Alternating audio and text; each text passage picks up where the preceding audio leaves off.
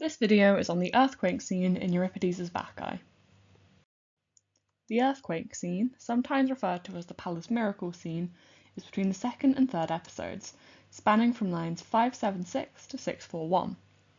It follows on from Pentheus imprisoning the stranger in the palace, and the choruses prior to Dionysus for salvation. This scene has been heavily debated and poses many interesting problems in its performance, as the chorus report an earthquake taking place on stage.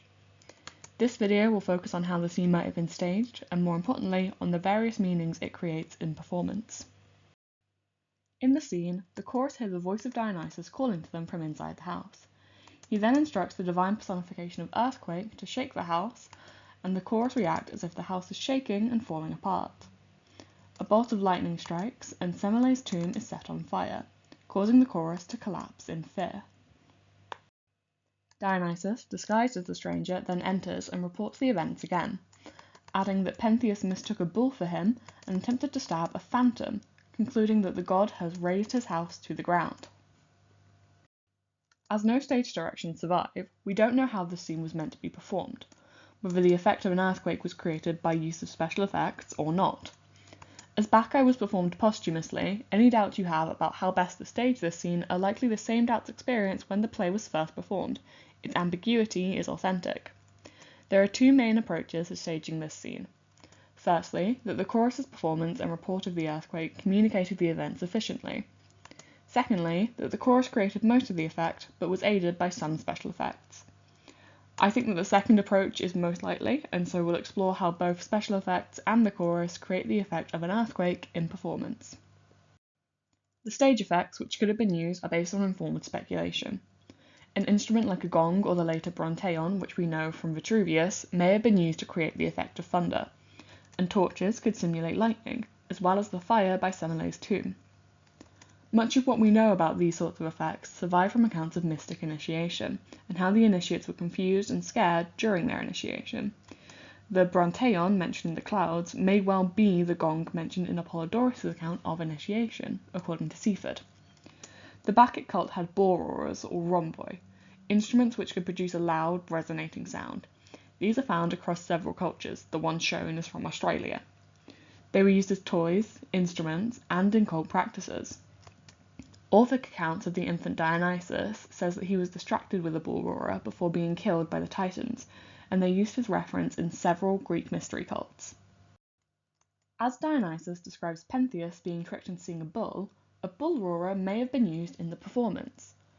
If there are associations with the use of rhomboi and Dionysus' death and rebirth, this parallels him and Pentheus. As Anonius' account of this myth, he's also distracted with a mirror, as Pentheus is.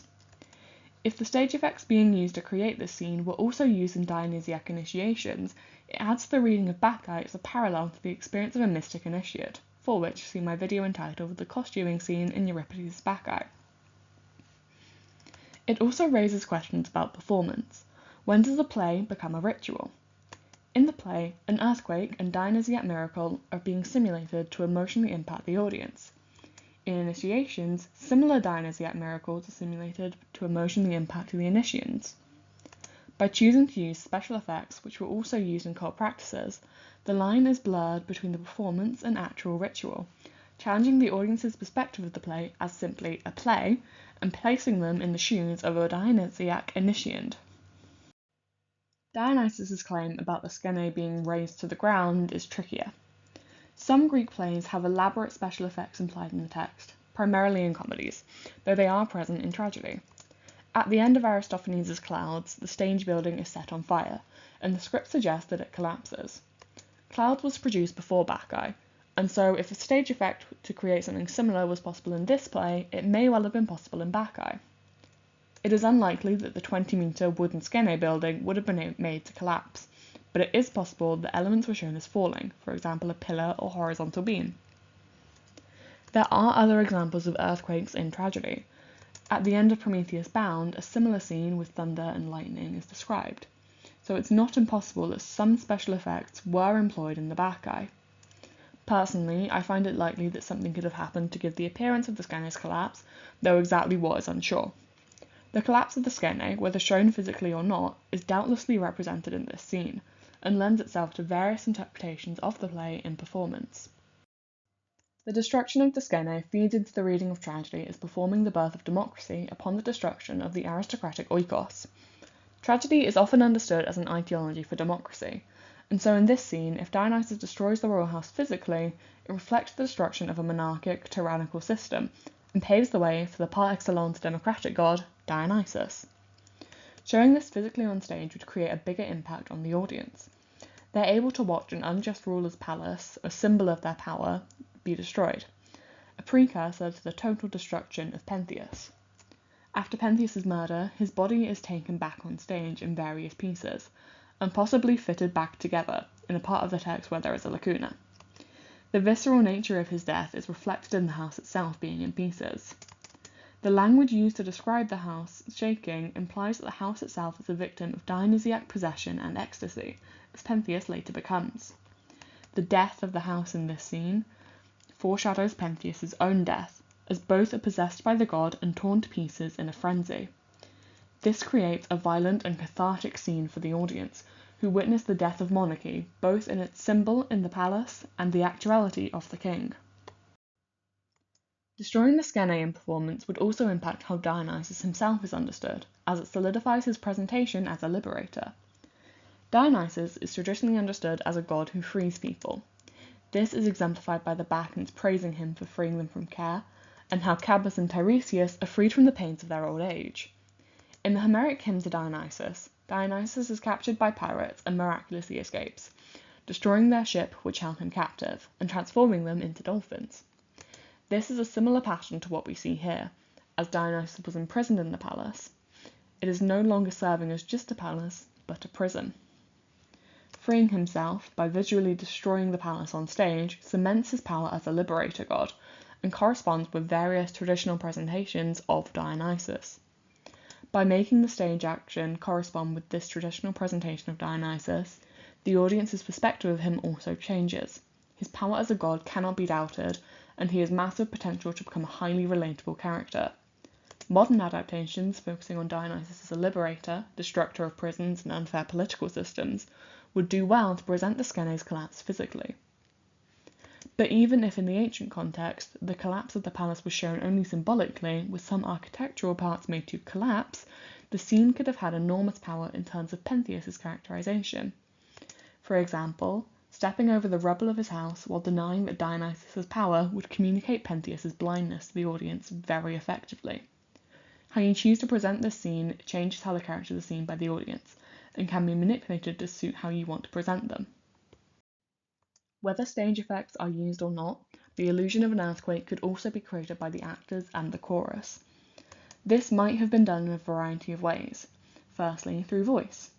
Dionysus' voice would have to change from how he speaks as the stranger to how he speaks as the god inside the house, or what is left of it. The chorus don't recognise the stranger as the god, so a different voice is needed, very likely projecting far more to reach the audience from inside the Skene. How the chorus react to this voice sets the tone for the scene. Calls from inside the house occur at moments of high drama and tragedy, and the audience are blind to who is speaking, so it falls to the chorus to communicate the correct emotional response to the voice, likely shock and fear based on their response. The chorus's own voices could communicate the shaking experience in the earthquake, as well as the fear felt from being in the middle of what they perceive as a miracle. The meter of their lyric is itself very intense and adds to the high tension and drama of the scene. Their words, reporting that the house is shaking and falling apart, and the fire by Semele's tomb, creates an imagined space for the audience. The theory of imagined spaces in theatre is that more spaces exist in plays than those you can see on stage, which are the real spaces. Imagined spaces are created in the mind's eye of the audience, by description and performance. The chorus's performance in this scene creates the imagined space of the collapsing palace, and may have likely been how it was shown in 5th century theatres. This aspect shouldn't be neglected in any modern performance of Bacchae, as even if you are using stage effects to create the collapse, the emotional weight of the scene needs to come from the actors. Is it purely terrifying to witness, or is it exciting and wondrous for the chorus to see the house of their oppressor collapse? Some critics read this scene as celebrating Dionysus' birth, as the lightning bolt on Semele's tomb mirrors the method of her death and his birth. Is this a celebratory recreation, or full of rage and sorrow? How the chorus react will impact the audience and how they perceive the scene, and so they are vital in the creation of the scene.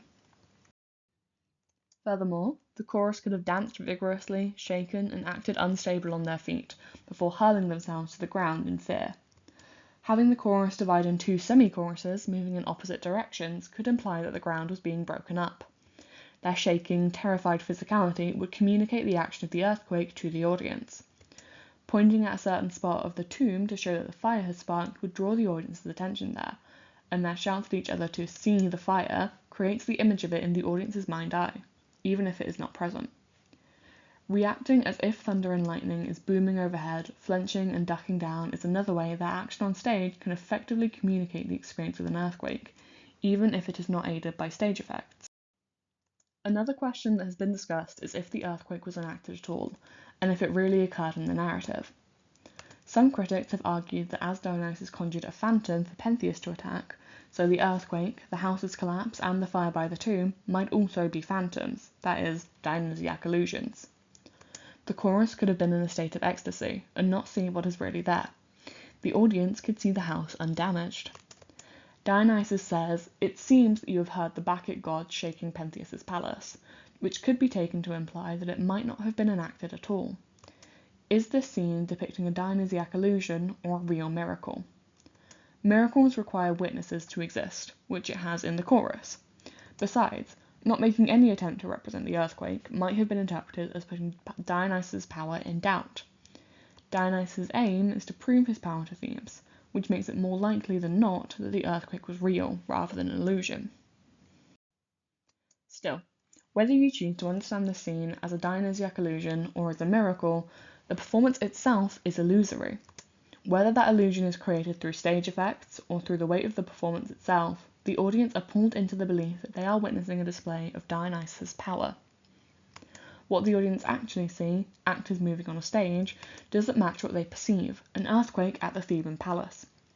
This disjunction between the real experience and the theatrical perception is at the heart of theatre, and also at the heart of Dionysiac ecstasy, seeing as you should rather than what is there. This scene expresses the similarities between theatrical experience and Dionysiac ecstasy. If the earthquake is an illusion, it's one both the chorus and the audience are pulled into. The stage effects likely also being used in cultic practice further cement this similarity. Belief is central to religion and to the success of performance. As Dionysus is the god of theatre, it makes sense for this performance to blur the lines between the Dionysiac and theatrical illusion. Neither the characters on stage nor the audience can be certain of the reality of what they perceive happening. The audience is under the influence of Dionysiac theatrical illusion. The earthquake scene highlights this, radically challenging the audience's perceptions and understanding of what a play is. To recap, the earthquake scene is one of the most fascinating but also difficult to visualize scenes in the Bacchae. This ambiguity opens up a variety of possibilities in performance. This is true whether you are presenting the scene through stage effects or through performance alone, and whether the scene is depicting a real miracle or a Dionysiac illusion. The scene has many ties to cult practices, including possibly using the same effects as in Dionysiac initiation. The scene challenges our perspective of theatre and reveals the similarities between theatrical illusion and Dionysiac experience, drawing the audience into the illusion as if they were initiates. Here is some further reading if you are interested, and thank you so much for watching.